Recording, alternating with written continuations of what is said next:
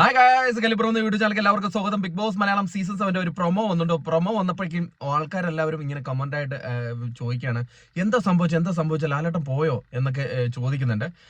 ആരും ചിരിക്കണ്ട, ഈ ഫേസ് കണ്ടിട്ടായിരിക്കും. നമ്മൾ കുറെ കാലത്തിന് ശേഷം ഒന്ന് പണിഞ്ഞു നോക്കിയതാ ഈ മറ്റേ താടിയിൽ, അപ്പം പണി പാളി ഷേവ് ചെയ്തു. ഓക്കെ, കാര്യത്തിലേക്ക് കിടക്കാം.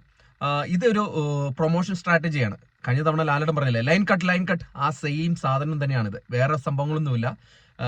നൂറ കരഞ്ഞുകൊണ്ട് ഉള്ളിലേക്ക് ഓടുകയാണ് ചെയ്തിരിക്കുന്നത്. അതായത് അനുമോള് കൊണ്ടുപോയി ഇട്ടിരിക്കുന്ന ആദിലയുടെ കഴുത്തിലേക്ക് ഇട്ടപ്പം നൂറ വിചാരിച്ചു ആദിലയാണ് പുറത്തു പോകുന്നതെന്ന് വിചാരിച്ച് ആ വിഷമത്തിൽ കരഞ്ഞുകൊണ്ട് ഓടുകയാണ്.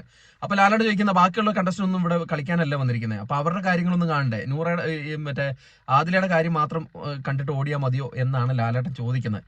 അതാണ് സംഭവം. അപ്പം അതിലാണ് ലാലേട്ടൻ ട്രിഗറായിട്ട് ലാലേട്ടൻ പറയാണ്, എന്നാ പിന്നെ നിങ്ങൾ കളിച്ചോ ബിഗ് ബോസ്, നിങ്ങൾ നോക്കിക്കോ. എനിക്കൊന്ന് ലാലേട്ടൻ വേറെ എന്തോ വാർത്താ സമ്മേളനമൊക്കെ ഉണ്ടെന്ന് തോന്നുന്നു. കാരണം അവാർഡ് കിട്ടിയതിനെ കുറിച്ച് വാർത്താ സമ്മേളനത്തിൽ പോകണം. അതൊക്കെ കൊണ്ടായിരിക്കും ചിലപ്പോൾ പുള്ളി നേരത്തെ പോയെന്നാണ് അറിയാൻ കഴിഞ്ഞത്. എന്തായാലും ബാക്കിയൊക്കെ നമുക്ക് എപ്പിസോഡ് വരുമ്പോഴേ കറക്റ്റായിട്ട് കാര്യങ്ങൾ അറിയത്തുള്ളൂ കേട്ടോ. അപ്പം കുറെ പേര് പറയുന്നുണ്ട് ആദിലല്ല പോയിട്ടോ, റെന ഫാത്തിമ തന്നെയാണ് പോയിരിക്കുന്നത്. എൻ്റെ അടുത്ത് ഇന്നലെ തൊട്ട് കുറെ പേര്, നിങ്ങൾ എന്ത് വർത്താനം പറയുന്നത്, ആരും പോയിട്ടില്ലല്ലോ. ഞാൻ പറഞ്ഞായിരുന്നു സൺഡേ എപ്പിസോഡിലാണ് എവിക്ഷൻ നടക്കുന്നത്. ഇന്നത്തെ എപ്പിസോഡിൽ ആകെ ഒരു ആശ്വാസം എന്ന് പറഞ്ഞാൽ ഈ എവിക്ഷൻ മാത്രമേ ഉള്ളൂ, വേറെ ഒന്നുമില്ല. ഇന്നലെ നിങ്ങളൊക്കെ നമ്മൾ വെറുതെ ചുമ്മാ ഇരുന്ന് കാണുമായിരുന്നു. ഒരു സുഖമില്ലാത്തൊരു എപ്പിസോഡായിരുന്നു ഇന്നലത്തെ. എനിക്ക് അങ്ങനെ ഫീൽ ചെയ്തത്. നിങ്ങൾക്ക് എങ്ങനെയാണ് ഫീൽ ചെയ്തതെന്ന് കൂടെ വീഡിയോ ഡീറ്റെയിൽ കമന്റായിട്ട് രേഖപ്പെടുത്താം.